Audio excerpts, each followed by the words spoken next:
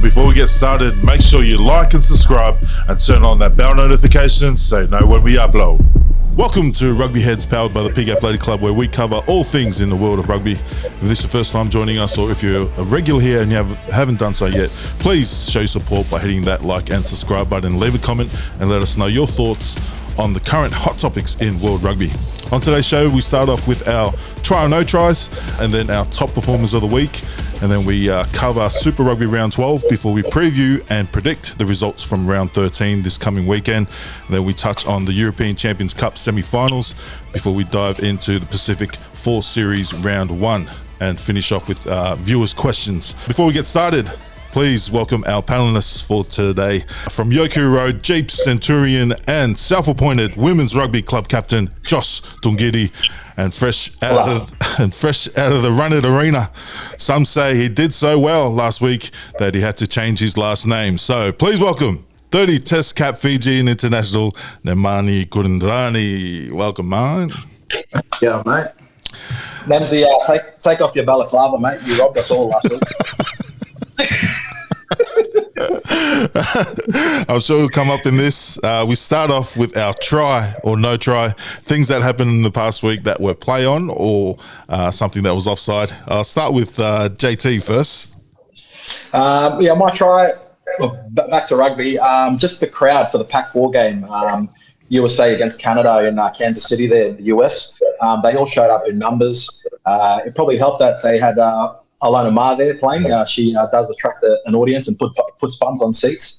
And I think it was a 11,000 seat stadium and it was about 10,000 people there. So it's really good to see in the women's game and obviously the Pac-4 tournament. Yeah, good try. My try was actually Nems. Watching that Run It competition, you have to be a different type of person to do that. I remember that was the worst. I enjoyed it when I played league off the back fence, but doing that one-on-one, you have to stay on the line. I definitely couldn't do that. Try to Nems for actually getting out and doing it. And then Nems, what was your try of the week, mate? My try of the week was Box Hill, my club down here, have won their first game of the season. Oh, let's go. So we beat Moorabbin Rams and 2 grades got up. So first win of the season at this early. Hopefully, we only won one game last season. So, we're only third round in. So hopefully there's a few more wins to go. That's my try of the week. So they won when you weren't there. That's pretty good. Yes, mate, get this. I've been running the cutter the first 2 games. They win it when I'm in Fiji and they're all messaging me, Russ, don't come back here. We don't need you. Like, okay. I'll see you at training on Tuesday. So they're all doing fitness tomorrow. So they'll be watching this. Shout out Box Hill. JT, any no tries? Yeah, just the one, Nems, your opponent in the Run It Straight, Thomas Burgess. He done a bit of a goosey to put you off balance. What's the go there? I thought it was a Run It Straight contest, but I think your size and power threw him off a bit, Nems, and he had to put in a goosey. So that was my no try. Yeah, my no try was the fact that I had to go through that 3 rounds, mate. I can tell you now, the first hit up, I don't know what I was thinking to want to tackle first. Oh. He's come hard, and I've literally gone shoulder, and my shoulder's gone like that. My foot broken. I thought I dislocated it. I'm thinking, I've got to get on a plane here. And, mate, boys, I'm not going to lie to you. Like, I literally, that was the scariest thing I've ever done, right? So this is a no try for, I guess. And then for the next 2 tackles, I was just thinking, got 2 tackles on the shoulder that I never even used when I was playing rugby. And I can tell you now, look, it's cool now. It's broken. It's broken. I've got like a massive bruise. Hey, don't show your weakness, mate. Don't show your weakness, mate. I don't know what muscle that is, but I woke up with a purple-ass bruise, and then I was like, shit, I might have tore a pec. But spinal, mate, spinal. Would you do it again, Nems? No. I've genuinely, boys, you've got to be like, you've got to have like you've got to be, a bit loose up there. Like, it's a combat sport. It's literally like fighting. And now I understand, like, even the lead up, I was like, oh, yeah, exciting. Like, when you get in that arena, that first hit, I thought I broke my shoulder. What was the tactic? What was the tactic behind that? Going tackling straight. When you said, tackling first. When you said I'll tackle first, I was like, no. Yeah. Well, I just thought I should have just run first. And anyway, that got me off guard. And then he's a big boy too. Yeah, he's massive. And then, but I think the one thing I think this will get better. Like, I think if people are like, there's a lot of backlash in the media, and like I had a journo who just reached out and said, hey, listen, rugby journo. He's reached out and said, "Oh, look, just letting you know, I'm going to do a report on Run It." And I was like, "Yeah." And he's like, "I saw your post on Instagram, and how heartwarming it was, and all that." And then, I know I've tried to really like put around culture, but nevertheless, he goes, "I'm going to have my say," and it's getting negative backlash. And I was like, "Oh, look, I said, look, happy days, do what you got to do." But, there's been a lot of backlash about it. But, mate, if that's and I haven't said too much about it, but my opinion is it's like the UFC. It's like boxing. It's a combat sport, and it's only going to get better. You see the slaps. There's a slap, that stuff. And I think the only way it's going to get better by, yes, I saw the knockouts weren't good, but I think the best way to do it is just technique. Like, you got to get guys in that know how to tackle and know how to play. Like, I think as it gets better and bigger, you're going to have guidelines and also weight divisions as well. Divisions, yeah. But before you go on, Neds, I just wanted to ask, the lead up to that, I know you said you're real nervous. Sort of what was the difference between like a test match and doing the Run It Straight challenge? Was it a different feeling of nervousness or? Definitely. Yeah, it was. Like, I was a lot more nervous because of the preparation. Like, at least when you're used to something, prepping, it's like bread and butter, right? So this was a different thing. So it's hard to like train. What do? Do you do fitness? You do this? I did a lot of like shoulder stuff that didn't really work. But I think I was just nervous. The fact that I got more nervous when I got there, because the arena, like, it was a pretty good setup. It was set up good, yeah. But I think, that arena, like that sport, it's going to become, like the guy that won it, he plays for South Acacia Ridge. Like, he's from up in Brisbane. And man, like, even him, I was talking to him, I was like, what was your strategy around? He was like, he's a leaguey, but he was saying, I picture my game around Dan Vermeulen. Oh, yeah. How he runs and how he tackles. I was like, oh, wow. So, bro, it's not a sport where it's not for kids. No. It's like, it literally is like UFC. I think it's going that way. And, man, a lot of people are saying this and that, saying it's bad. But, mate, you'd still pay $25 to watch UFC. So, everyone's just get a grip. It's a new thing, and you've got the option not to watch it. So I say full credit to the organisers and the guys that have invested in it. Yeah, nice. And JT, who would you run it? Who would you go up against if you had to choose an opponent? Probably Ryan Freeney. No, mate, I don't have the balls to do any of that shit, and I don't have a screw loose in my head. Or maybe I do, but.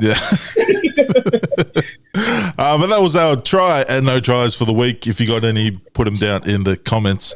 Now, performer of the week. JT, who was your top performer of the week? Oh, you know me, mate. I love my women's rugby, and mine's from the Wallaroos Fiji game over the weekend. Went to a player called Bien Tarita. It was her first start in the 13 jersey for the Wallaroos. She'd never played there before. And she scored a double and made a few line breaks. Every time she touched the ball, she looked dangerous. And the crazy thing about it is she got injured after 30 minutes and it went off. But when she was on there, I thought she was by far their best player. And especially in the outside centre jerseys. I've spoken on it previously about all the Slippers girls coming back and taking each other's positions on the wing. So something had to give. They pushed her to centre, and I think that move really worked out. I'm not sure how long she'll be out with her injury, but that'll be a big blow for the Wallaroos. But yeah, she was my performer of the week. Yeah, it's better to probably get injured now, as long as it's not a long one, before the World Cup, so she's ready to go, mate. I was a bit iffy when I saw her at 13, but as soon as she got the ball, the little gap, she's gone. Shout out to BB. Hope the injury's not too bad. And Nems, who was your top performer of the week? I had two. I would have had one, but she didn't play the full game. I actually called that game, by the way. It was a good game. Faliki Pohiva. Yeah. She played really well. I think she got tied there a bit in the end. It was a bit hot over there, but I think if you can keep her on the field for a longer period, she's going to be pretty dangerous. Yeah. I don't think she finished the half. I think she might have just played before she came on. Anyway, she was a freak when she came on, like when she was playing turnover, her runs up. But again, I think if she can get that, if she can stay longer on the field, she's going to be dangerous. But mine would have to go to number 9, Lane Morgan. She absolutely killed it. Her quick taps, her quick snipes from penalties. I think she scored 1 or 2. And then just her distribution and work rate. She was probably my man of the match. And just the way she distributed the ball, I thought, and she didn't want to wait. Like, she was just wanting to play. And I think she set that tone. Yeah. That speed for the Wallaroos in terms of their in attack. Mine was Lane Morgan. Yeah, we'll touch on the Pac-4 series later in the show, but, we're all about equality here, so I'm going to go to the men's game. My one was Adi Savea. Mate, he is a freak. On top of what he already brings to the game, his kicking game. There was a disallowed try probably 2 weeks ago or last week off his chip and chase. Was a try, and then got called back for a knock-on before that play, and then he does a grubber, regather, and then goes in for a try when they needed points. So, mate, he's a freak. A few years ago, I was like a bit iffy if he's a little bit overrated or not. Then, Matt, he's not. I think he is the best number 7 out of New Zealand that I've seen. And that's saying much. Do you reckon?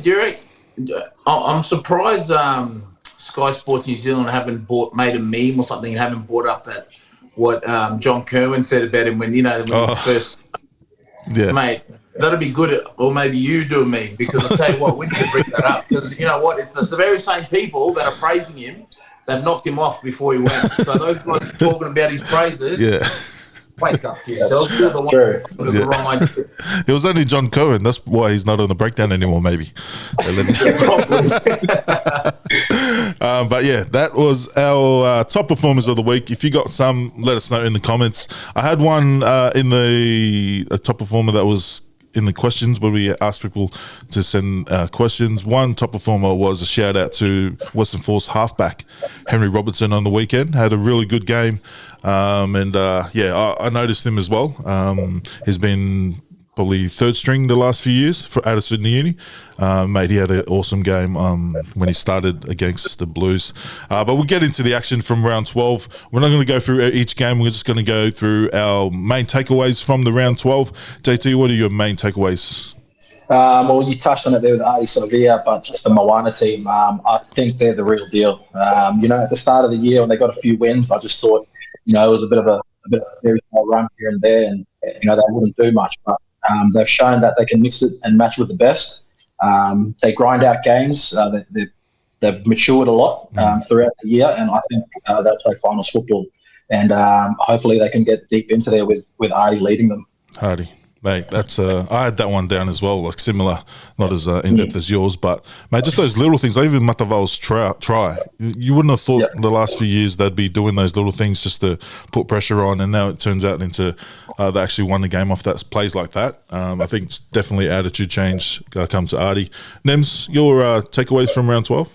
My takeaway was probably the Drua getting their win over in first win in Suva for the season. I actually thought the Reds should have won that. The Reds were, a few decisions probably probably cost them in the end there, but I'm happy for the Drua to get a win at home. I question the Reds in terms of the finals footy side now. Like, a lot of Aussie teams didn't get the win. Is this a time where they start crumbling away and the Aussie team, Kiwi teams make a run for it home? But I think for me, my takeaway was the Reds still not going for goals in the penalties. Like Fiji had a lot more penalties than they did. Yeah. And again, the Fortress, in Fiji prevail, and no Aussie team has won there yet. Yeah. It might be something that they're working towards, like getting more reps. Like they can afford not to go for those things. And I know they're getting narrow losses, but come finals time, they'll have more reps than all the other teams in going for the line, going for the try, 7 points. Hopefully they can get it over the line, and we'll be 2011 all over again. But my takeaway was on the Moana thing. There's a lot of decent players and the New Zealand grown players, but they're gone over to Moana on like 1 or 2 year contracts, and guys like Semisi Tupou-Tailoa, Feleti Sae Taufo'o as well.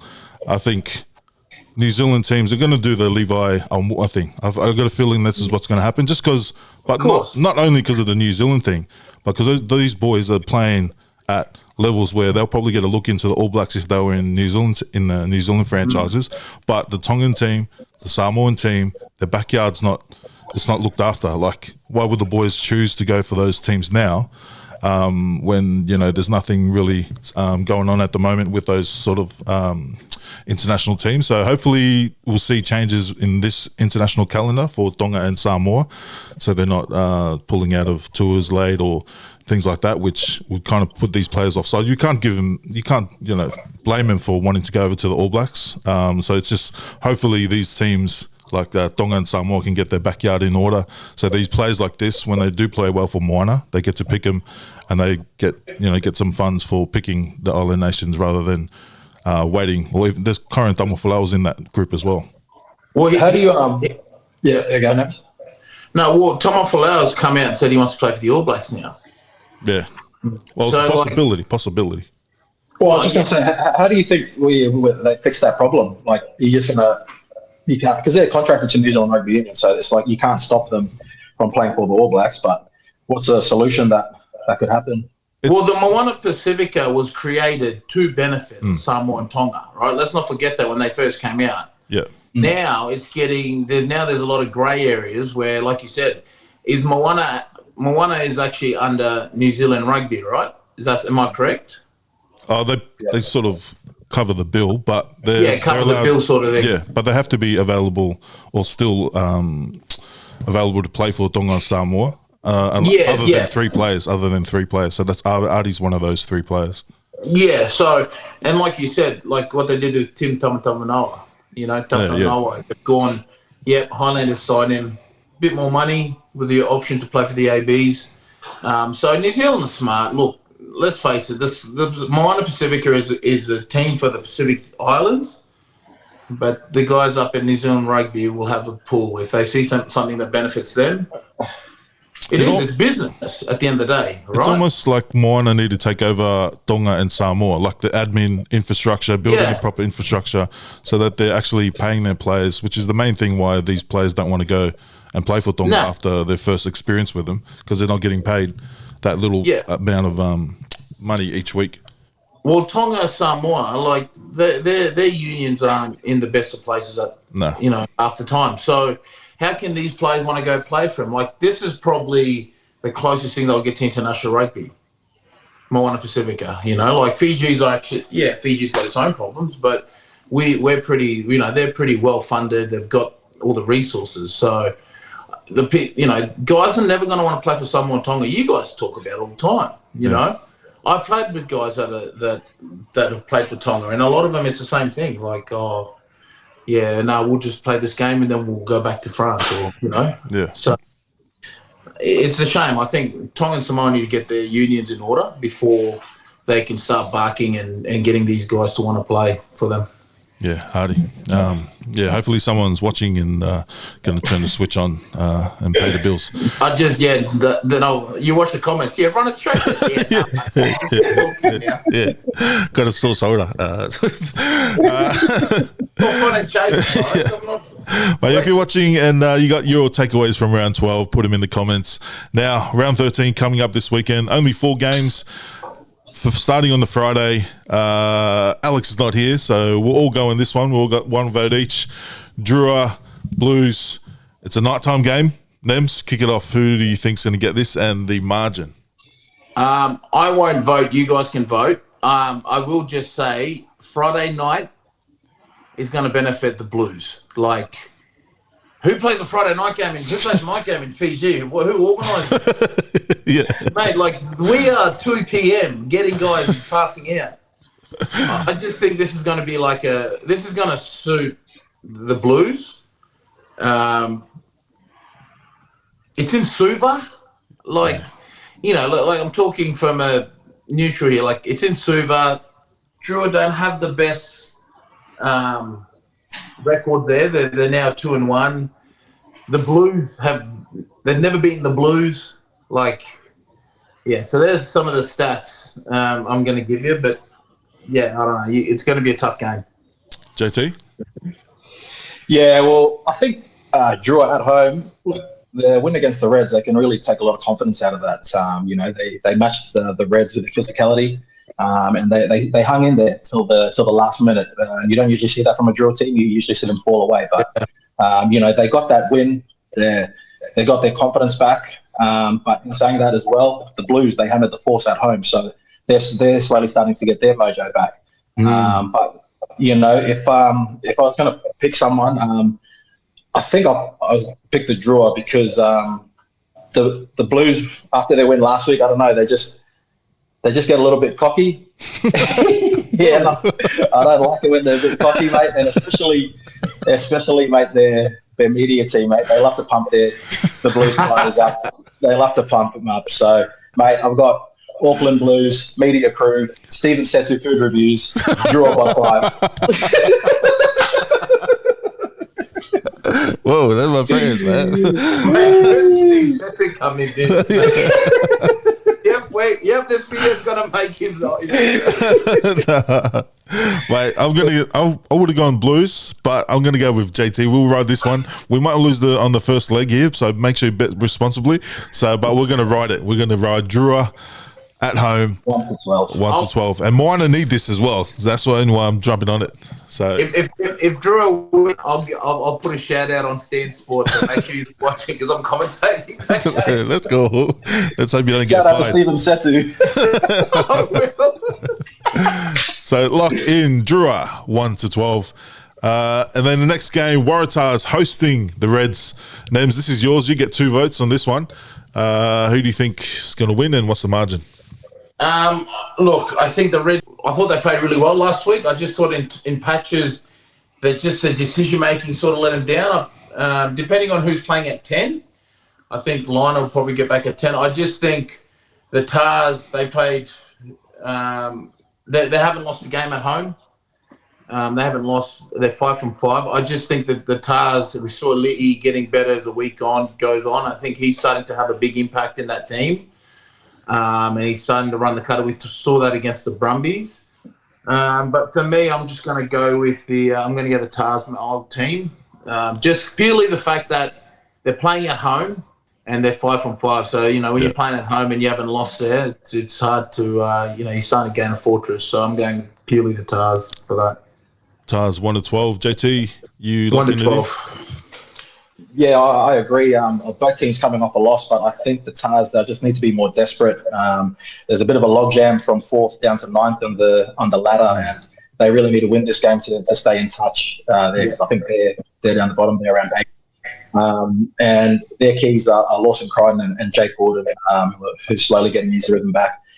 But if their forwards go forward, they can unlock the backs like Suoli'i, who's been pretty much holding this team together. And Nems, you nailed it on the head. The Tars are a different team at home, and I just think they'll cause an upset. Yeah, well, we'll lock in the Tars 1-12. I hope Charlie Gamble is back. You can really see they're missing him. Don't want to down the other Lucy's, but they hate hitting rucks, doing those little unseen sort of work. So, yeah, hopefully Charlie Gamble or those boys step up and actually hit a ruck so I can stop yelling at the TV when there's a turnover. Why isn't Tane playing? I think Lawson might be out of favour. I think so. Because Lawson started the season in Tars B side that they were playing the Brumbies and all that. Academy. And I think he carved up, and that's how he got the first spot. So he's full from grace. Mate, don't count him out, mate. He'll be back. hope so. I like Tane. Hardy. Good looking redhead. So we'll lock in the Tars 1 to 12. Now, JT, this is your game. You get 2 votes. I know this is one of your teams. Crusaders, they've been hot though. Fresh off a bye. Crusaders versus the Chiefs, 1 and 2. Chiefs, mate, they unlike themselves last week, mate. They're terrible. If only Pons was here to defend him, but he's not. They still got no Mackenzie. I'm not sure if he's going to play this week. Also, Leonard Brown is a big miss there for them. But I think they have to bring Wallace Satiti back into the starting team now. I think he's ready. He's done his return to rugby. He's 20 minutes here and there, so he should be ready to start. But I just think the Crusaders at home are another beast. They did get a massive blow last week with Taha Kamara ruled out for the season doing his ACL. And there's been a lot of talk about James O'Connor and Wallaby's selection. So this is the chance that he's been waiting for. He'll see the Crusaders out through to the finals, and if he can take them deep into the finals, I think he'll put his hand up for Wallaby's selection. But like I said, Crusaders at home too strong. I've actually got them 13+. Ooh, whoa. Mate, looking forward to that. And Nems? Yeah, I agree. I think Crusaders, fresh off a bye, they'll be hungry. They'll be keen to play at home. Again, Chiefs, a bit disappointing last week. I thought that they were leading at one stage and just got pumped, unlike the Chiefs. But, yeah, I agree with everything JT said. James O'Connor, he's going to be red hot for him. I just think, 13+ Crusaders. Yeah. Touching on the Crusaders, we'll lock in Crusaders. Are we going 13+, was it? Surely. Okay, we'll lock in Crusaders 13+. But I want to talk about their number 8, Lil Willie. Mate, he's got to be in that All Blacks, just watching him play. And the coaches already know how he is, and they're the ones that got him over the Crusaders. You guys think that he's going to be pushing to be in that? He's a dentist, isn't he? Yeah. Yeah, because I need a root canal. I might hit him up. He's look, I think he's a while away. To be fair, I think he's there's a lot of good back rows at the moment. If he stars against the Chiefs this weekend, you got Jacobson, you've got Satiti. He carves it up. Yeah, he carves it up. Then fuck, you'd hate to be Razor Robertson trying to pick. I just think, no, you're right. Fuck, I think he'll do well. But I just think it's like you said, it's if he can have a big game against those back rows, I think he'll be in with a shot. I think he'll definitely be in the conversation because for sure. He can do it all. He's a good strong ball carrier. He's good on the ball. He's got good work rate, and he's a line-out jumper, line-out option. Yeah. So all those things work in his favour. So I don't see why not. If not in this initial squad, maybe end of the year tour. That's what I was going to say. But he would look out of place. Yeah. And just the thing, they remember they used to be sponsored by Ford and stuff. Yeah. So just recently, I saw that they got the New Zealand Rugby to be sponsored by Toyota. So I wonder if the Island boys want to get Taragas if they still sell them. You know what I mean? You get to choose. They would have mate. Well, get us one of them too. Anyways, lock in the Crusaders 13+, and then the last game, Force finally back home after their short little tour. Force hosting the Brumbies. This is my game. I got 2 votes. I'm going to go. I know Force have lost 2 in a row, but they've showed that in those games over in New Zealand, they've showed that they're still got that dog in them, mate. Especially what's his name? Tazano is just outrageous. That little fend and then breaking the line against the Blues on the weekend and going just try scoring machine as well. I'm going to go Force 1 to 12, unless you boys have something else to say, JT. I had Brumbies 1 to 12, but I do agree with the things you're saying. And Force at home, they got a big home game this week. It's their 20th year anniversary, so all the old boys will be there. So that'll be something there to play for. Also, Curtly Beale coming into a bit of form. His return game back. But look, against the Blues, I thought they were good as well. They had the majority of the ball. They just couldn't turn pressure into points. So if they can keep the ball in hand, I think they'll go close. But I just think the Brumbies have been the more consistent team. And, Corey Toole was actually best last week. So I think I've got them down 1 to 12. All right. Nems, if you go with JT, we're going to lock it in? Or are you going to go with me and we'll lock in Force? So Force or Brumbies? I'm going to go the Force. Let's go. This is going to be a I good think multi. it'll be a close one. I just think there'll be there's a few ex-Brumbies in that team that'll be trying to G them all up and say this and that. So, and, they obviously want to make finals, or they're probably the best time to do it for the Force. And like JT said, a lot of those guys, they've got Old Boys Day or whatever it is, and so they'll all be there for a big one, and I'm sure they'll get the win and end up over in Leaderville after. Let's go. Well, let's lock in the Force to do the Brumbies again. I think they got him in the first round. So we'll lock in the Force 1 to 12. And just another reminder: make sure you bet responsibly. We haven't hit a multi yet, but I've got a good feeling about this one, and I do say that every week. So bet responsibly. Thank you. Now, one of the most entertaining trophies to get in over in Europe or in World Rugby, the European Champions Cup. We had the semi-finals on the weekend, Leinster going down to Northampton, and then we had UBB who beat Toulouse, who did the double the last 2 years. Now, one takeaway, JT? Yeah, mate. One of my takeaways from the semi-final, the Saints and Leinster. Yeah, mate. Not starting Geordie Barrett, mate. Big off-season signing, and come out to one of the biggest games of the tournament, before the final. You want your best player starting, and they had him on the bench. And when he came on, he proved to be a difference. Nearly won them the game. There's that, and then also just the other thing as well, turning down the 3 points to try and draw it up. usually those teams over that side of the world love the 3 points, but I think they were just going for a win. Do you know? Was it going to be extra time if it was a draw or extra time and penalty shootouts? Yeah, I don't know why they wouldn't have went for the points, but yeah, it backfired against them, and now they're out of the final. That's crazy. I can't believe that. Nems, your takeaway from the semi-finals? How good's the crowd? Unreal. How good's the crowd? Like that's one thing I miss when I came back to play Super Rugby. Like, mate, you had seagulls in the crowd here, over there. Like, anyway, it was great to see. My biggest takeaway was Leinster 8 times to the finals, haven't won it. They should have won that in Dublin. They were favourites. It's almost like they just. I think it's that they don't get tested in the pool stages. In the quarterfinals, they pump teams by 50, and then when they play an actual decent side, they get out muscled. So I think half of Europe, or anyone that's not a Leicester fan, is rejoicing the fact that they didn't make it. I was reading all the comments and whatnot. But that was good. And then I think in the other game, I just watched the other game now, the highlights. Pete Samu, he played really well. Again, he's knocking on doors for Wallabies. Surely he'd get a look in. And again, that crowd was amazing. But UBB, they're really good. They definitely pumped like Toulouse. Really, I thought they played really well. Yeah.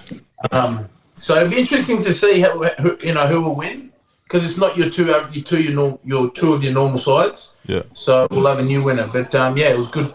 I just loved the atmosphere. I loved watching it, and I'm sure it would have been a good day there. Yeah, you could tell Toulouse definitely missed Dupont, who's out with long-term injury. But yeah, mine was Pete Samuel. Holy, he's got to be there. Like, he even covers centre. He's been playing centres some games for UBB as well. Yeah, he's quick as too. You see him steam onto that ball. Yeah, and even the one he set up from the kickoff. Yeah, mate, he's got to, because what's his name? The coach. He did say that we're going to get the best. Like, for the Lions, we need a win, so he's going to get everyone's an option. So surely Pete Samuel before Samoa try and get him. Former Wallaby Coleman, but he's played for Tonga, hasn't he? No, he's not available. He's So yeah, hopefully Pete Samuel doesn't go and play for Samoa or something, does something silly to get rid of his Wallabies thing, because we need him, mate, for these Lions. Surely. But yeah, the final's not until the 24th of May. But just off these semi-finals, who do you guys think are the favourites to take it out, JT? I've got Pete Samuel and the boys winning. I just thought, that the way they got it done on the weekend just showed that their forwards are powerful and their backs are fast as well. although Henry Pollock and Finn Smith, I probably have something to say about Henry Pollock. He was outstanding against Leinster, and he even said after the game, mate, he was stuffed. It was the most hardest game of rugby he's ever played. He's 12. So I think it'll be a good game, but I do think that the Saints, they did play their final in Ireland on the weekend. Yeah. So I do have Uber 1 to 12. And Nems, you agreeing with that? Mate, I agree with everything JT said. I think Uber Bear will take this just. Yeah, I'm the same. That Pollock looks real good. There's a lot of hype on him coming out of under 20s, and mate, he showed on the weekend that he's probably smoky for the Lions, but hopefully our mate Pete Summerall can keep him quiet in the final. So make sure you check that out on the 24th of this month. Now, what everyone's been waiting for, Pacific 4 Series. Game 1, round 1, was over in Kansas City. JT touched on it. 10.5K record crowd for women's rugby over in USA, with Canada running away with it in the last 10 minutes. It was locked up at 14 all with 10 minutes to go, and then the Canadians pushed forward with their bomb squad. Yeah, I just think we see in USA they're the big improvers here. Sione Fukafuka from Brizzy lad here, he's doing good things over there in America. Their previous 2 meetings against Canada, they got dusted up by 50, including the last year's Pac-4. So for them to only lose by, I think it was 8 or 9 points, was massive improvement. The addition of Alona Ma as well from the Sevens program, her in the centres along with veteran Aleph Keta, I think they'll be a force for them. And it just goes to show I don't think there'll be any easy beats in this Pac-4. Yeah. Nems, did you catch the game? I know you were over in Fiji. Not sure. Did you? No, I just saw the results. So I kind of knew Canada would be one of the teams to be obviously the champions. So no, it's good to see the crowd more so. I'm more happy about all the attendance, particularly when it's rugby over there. I think Canada have stepped their mark as, I think if Canada stop their vaping, they'll go close. yeah. Sorry about that one. But yeah, JC touched on it. That centre combo of Kelter and Alona Ma, they, especially in defence, we know what they can do in attack, but yeah, defence, they really showed out there. Hope Rogers, I think she's the most capped USA Eagle on the weekend. She's been one of their standouts for last decade and a bit. I thought she was a little bit hard done by in some of the scrums. Ref was saying that she kept boring in, but it was after she beat them, and then tight head for Canada went rattle. That's why it looked like she was boring in. So yeah, I think something to look forward to. And USA is scary. They did the Australians last year, which was a bit of a shock after the Wallaroos skipped ahead. So that game's coming after this next round, and then Canada back to Christchurch where they beat the Black Ferns last year.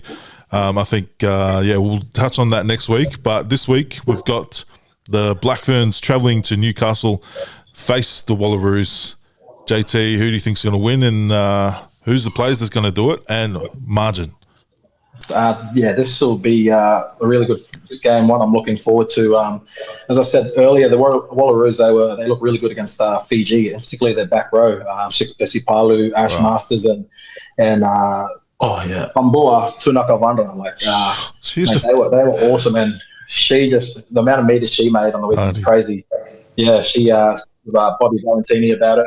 Look, a lot of positives to take out of the game. As I touched on earlier as well, the experiment of BB at centre really worked, and it'll be interesting to see what team they do pick for this game. Because obviously, yes, they do want to pick. They do want to win the Pac-4, but they'll have one eye on the World Cup. So they might do a few more experiments, and one of those I'm hoping, if G. Fred is still injured, maybe chuck Charlotte Caslick at centre and see how she goes up against the Black Ferns. You might as well put her up against the best. Also, there will be big blows because I think May Stewart came off injured as well, so she won't be on the wing. And BB is obviously out. So I still think the Black Ferns will be tough to beat. I still think they'll win. 1 to 12 or 13 plus. I'll go 1 to 12, but I'm just as interested to see their team as well. Obviously, they've got some girls over from Sevens, and also some new debutants as well. So it'll be a good game. Yeah, similar. I think. Look, I agree with most of what JT says. I'd put Charlotte Caslick not in the centres. I put her on the wing just because in attack it gives her more freedom to play. I think in centres, particularly in defence, you know, you're going to get what's the word stood out. I just think to give her confidence leading into it, like JT said, the World Cups is where it's at. You know, I think from watching the game on the weekend, it didn't look good for Mae Stewart. It looked like she ran and didn't get touched. So, you know, we all know what that sort of means. We hope it isn't. But, you know, I reckon it'd be great for Charlotte to go on the wing. I think it'll give her confidence. Who's the other one I was thinking about? I think their forwards will get tested. The Wallaroos forwards will get really tested in this game against the Black Ferns. But we all know Black Ferns set piece is really strong. I'm not saying that the Wallaroos isn't, but I just think they weren't tested, you know, as much against Fijiana. Yeah. So that'll be a big test for them. You know, guys like I said, Puhiva, big fan of her. I think her bustling runs, you know, going for the ball and just being everywhere. Now, my biggest worry is that can you do that for 80 minutes? Do you get what I mean? And you don't have to as a front rower. You can always come off in the 60th, whatever. But I think the biggest thing here, the big thing that the Black Ferns or Silver Ferns have is that the intensity for a longer period. So I think it's going to be an entertaining 50 minutes, and then I just think the ABs are going to blast out. So it'll be 13 plus for me. Yeah, I agree. It's going to be 13 plus. Black Ferns are just a lot further in their sort of progress towards the World Cup. But yeah, I think with the injury to Mae Stewart, BB's out. Sevens is over now, like the Sevens series. Are you bringing in those girls? Would you risk it though? Who else? I reckon we need them. Oh yeah. Sorry for this game. Yeah, for this game. Like even on the wing, straight in on the wing. Yeah. What do you reckon, JT? Throw them in the deep end. They probably won't, but well, they definitely won't if Matt Rogers has anything to say about it. Yeah. But he needs to stop gatekeeping his players and let them play, let the kids play. Yeah. But coming back from LA, they probably leave today, tomorrow. I don't know if they have enough time to prep. Ideally for 15s. I think maybe if not this Black Ferns game, maybe the next game. Yeah, we can just rush them straight in, especially Tegan Levi, and also Maddie Levi is the one we're all wanting to watch. I think she's straight on the wing. I think. Or where do you see her playing? Yeah, I reckon just put her on the wing. But yeah, it should be an entertaining game. Make sure you guys get out. Black Ferns, their first game of the season. I've got to give it to the Wallaroos. I was a bit iffy with Arabella dropped back to clubland. And Moleka given the keys after what Arabella did in Super Rugby, but Moleka has just continued on from where she left off last year. That sort of combination with Lane Morgan was, mate, I was really impressed with the speed of the ball. Nem's already touched on that speed of the ball from the 9. And, mate, but there was just probably, got to give credit to the forwards. That was probably the reason why. Balul's, man, she is outstanding. She had a crazy Super Rugby season as well. I think all the Brumbies girls were a bit hard done by because they didn't really go into the final. So some of the people were like, oh, why did these get the first shot? But they surely proved, like even the front rower off the bench, I thought she was outstanding in scrum time as well. So is that Eva? No. Oh, mate. What about her first run off the Tuanakavandra's break? That should have been the run and straight challenge. Oh, that was unreal. Mate, funny story. We were all pretty quiet. We're like talking, and then all you see is running. We're like, what? Yeah, that was sick. I must say, though, I want to add Ashley Masters. She was, and I said this in the game when I was calling it, she was that connection between the backs and forwards. She could hit up when she hits up. Play ball, like her ball skills, like she's probably the most all-rounded women's rugby player I've ever seen. Yeah, in Australia, like the most all-rounded. Mate, she can pass, she can kick, she can go over the ball, she can tackle. She's not afraid to, roll her sleeve up. There's not too many players like her that can do that in forwards and backs. And I think she started in the centres and went to hooker, then went to flank or something like that. So yeah, there you go, makes sense. Yeah, a bit like JT started in the centre as well. So, but it's a massive game on this weekend. Boots. Only bad thing, it's the game is on at 3 p.m, which is when everyone else is playing club rugby. But hopefully you get a decent crowd. If you're not playing, if you're retired, make sure you get out to Newcastle and support the girls, mate. It's going to be an entertaining game, and big names in the Black Ferns vying for positions as well. So, who would you actually put in the? BB's going to be out. Who would you put in that 13? I know Cecilia Smith was unreal at 12, just running the ball up and straightening that line. Who would you put in at 13? I know you said Charlotte, but I said Catholic, yeah. But so I think we know what Trill Pomare and Cecilia can do. Obviously, they can cover that position really good. But like I said, with one eye to the World Cup, you sort of want to try these new combinations. So, you know, whether it's throwing a Charlotte Caslick in there or, you know, just mixing it up. Like Caitlin Holtz at 12, something different, just out of the ordinary. You know, we can't just keep going into games against the Black Ferns with the same old team, same old shape. You know, we just got to give them that surprise element and something different, something out of the box. So I think Charlotte, I know you want her on the wing there, but I think at centre she has a bit more space and a lot more involvements with ball in hand.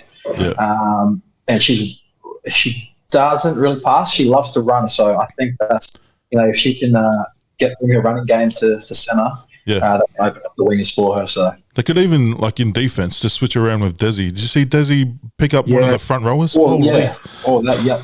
So it'll be interesting to see. And mate, can't wait to swerve Club Rugby to watch the girls get on this weekend. So make sure you get out and bet responsibly. We're putting our money on the Black Ferns 13 plus.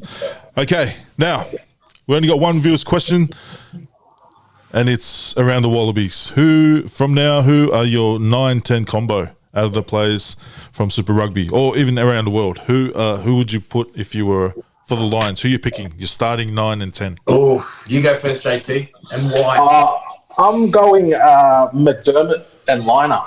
I just think they've been solid for the Reds this year. They've been really consistent. I'd like to see them give them first crack. But you know, there's other options there. They've got Lolosito as well, but I think he's going to go for season. But did the coach say he's going to pick anyone who was available? Yeah, but if it's like between two people and it's sort of even, then he's going to go with the one that's staying home. So, okay. Yeah, well, I'd like to see McDermott and Liner there, especially goal kicking wise. Tom Liner's one of the best in the competition, and against the Lions, you're going to need that. So, yeah. Nems? Yeah, I agree. I would take McDermott. Yep, I do like Jake Jordan.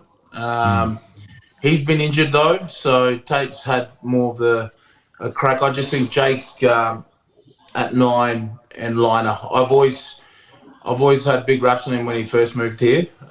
So I just think he's, like JT said, he's not afraid to have a go, but he's also one of the best kickers. And against the Lions, man, it's going to be a kicking game. Like, let's face it, there's going to be a lot of kicking in this game. Yeah. And I just think someone like him there would be great. But yeah, obviously Donaldson's, you know, he's the front runner maybe, but I just think Liner's, I love the way he plays.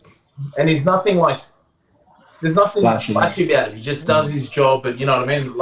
And he's your typical UK 10. So if anyone that knows, he just knows how to kick him, I like him. I like him at 10. Yeah. Make sure you put your comments, put it down in the comments who you think will be the 9-10 combo. I would have gone with Tate McDermott's brother. He's been doing well for UQ, and his partner in crime, Teddy Teller. Big fan of theirs at UQ. I knew UQ weren't looking good at the start of the season. Now they're back. So, Pack Pathways. Mate, McDermott, his brother is unreal. I don't know. Surely he's got to get picked up. Yeah, surely. He's good, isn't he? And he'll benefit with Teddy playing outside him too, giving him the ins and outs of the next step. But obviously he's got his brother there as well who gives him corners. So yeah. That was the show. But before we go, shout-outs. JT, your shout-out for the week.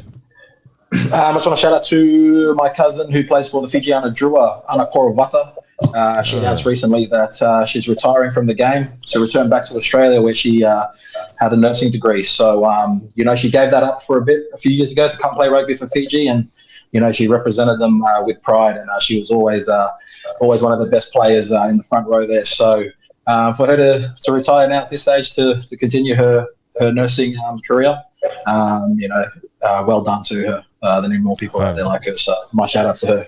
Nice. Yeah, she's always fun to watch. My shout out is to the actual test match over the weekend. So everyone who was involved, Wallaroos and Fijiana. For those who don't know, that was a historic test match. First time for Australia, Wallaroos to go over to Fiji and play. So that was, that's a big milestone for our girls, and a lot of learnings. I was talking to some of them after the game, and a big shout out to the crowd as well that stayed back. There was a big crowd, and they deserve it. So big shout out to the Wallaroos test match, and in a way, Fijiana was sort of preparing them for the four Pacific Nations Cup. Yeah.